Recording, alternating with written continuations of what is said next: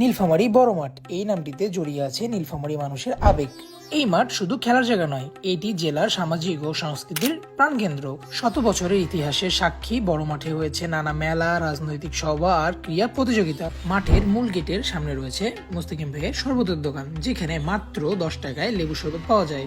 লেবু শরবতটি খেতে অনেক মজা, আমিও ট্রাই করেছি, আপনারা অবশ্যই ট্রাই করতে পারেন। মাঠের ভিতরে রয়েছে নানা রকমের খাবারের দোকান, যেখানে ভাজা পোড়া থেকে শুরু করে বার্গার, পিৎজা সবকিছু পাওয়া যায়। ছুটির দিনে এই জায়গাটি হয়ে যায় এক মিলন মেলা, যেখানে তারা তাদের সময়টুকু খুব সুন্দরভাবে অতিবাহিত করে। আমি নুরা, আমাকে সবাই চেনেন। মাত্র যাকে দেখলেন সে হচ্ছে নুরা ভাই। নুরা ভাইকে চেনে না এমন নীলফামারীর মানুষ খুবই কম পাওয়া যায়। তার হাতের মাখা খেতে এতই মজা যে এখানে সিরিয়াল নিয়ে মাখা খেতে লাগে। মাঠের এখানে আরো অনেকগুলো মাখার দোকান আছে, কিন্তু নুরা ভাইয়ের মাখা বেস্ট। বিকেলে এখানে এইভাবে অনেক শিশুদের দেখা যায় যারা তাদের সোনালী সময়টুকু এই মাঠে কাটাচ্ছে, ফুটবল খেলে, ক্রিকেট খেলে বা হাসি ঠাট্টার ছলে।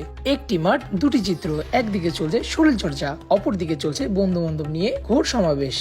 এই মাঠে রয়েছে পানি খাওয়ার জন্য সুব্যবস্থা। মাঠের পাশে রয়েছে নীলফামারী প্রাথমিক বিদ্যালয়, আরও রয়েছে নীলফামারী টাউন ক্লাব।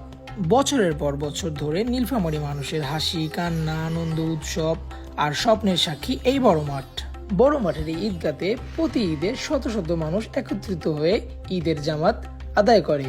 এই মাঠে ফুটবলের চর্চাটা অনেক আগে থেকে, এবং এই মাঠ থেকে বাংলাদেশ ন্যাশনাল টিমে অনেক ফুটবলার গিয়েছে। আমরা আলামিনের মতো ফুটবল প্লেয়ার পেয়েছি এবং আরো অনেক ফুটবলার পেয়েছি যারা আমাদের এই নীলফামারী থেকে উঠে দেশের ভালো ভালো পর্যায়ে খেলছে। মাঠের মধ্যবর্তী স্থানে রয়েছে Bangladesh red crescent Nilphamari unit এবং পাশে রয়েছে নীলফামারী মিনি স্টেডিয়াম। ফুটবলের পাশাপাশি বড় মাঠে ক্রিকেটের প্রশিক্ষণও হয়ে থাকে। ব্রিটিশ শাসনমলে এই মাঠ ছিল শহরের গুরুত্বপূর্ণ আন্দোলন ও সমাবেশের আঙিনা। এই নীলফামারীর বড় মাঠে রয়েছে হাজারো মানুষের স্মৃতি, হাজারো মানুষের আবেগ। স্থানীয় মানুষেরা এই মাঠকে ধরে এক জীবন্ত ইতিহাস সাক্ষী। এই মাঠে বসার জন্য রয়েছে সুব্যবস্থা, যেখানে আপনি আপনার পরিবারের সবাইকে নিয়ে বসতে পারেন এবং সুন্দর সময় পার করতে পারেন। পাশে রয়েছে নীলফামারী গভর্নমেন্ট হাই স্কুল, যে স্কুলটি ব্রিটিশ আমল থেকেই চলমান। এই স্কুলে যারা পড়েছে তারা এই স্কুল সম্পর্কে জানেন, এবং যারা জানেন না, আমি পরবর্তীতে এই স্কুল নিয়ে একটি ভিডিও বানাবো, যেখানে এই স্কুলের সকল তথ্য আমি তুলে ধরবো।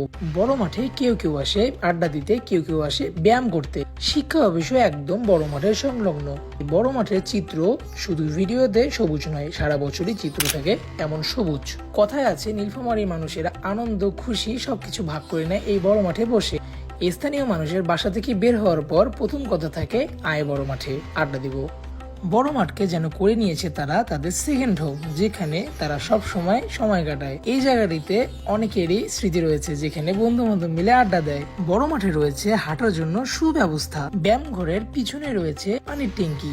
বিকেল হলে এই রাস্তাটি লাগে অনেক সুন্দর। নীলফামারী জেলার আশেপাশে যাদের বাসা, যারা এখনো বড় মাঠ যাননি, একবার হলেও বড় মাঠ ঘুরে আসবেন।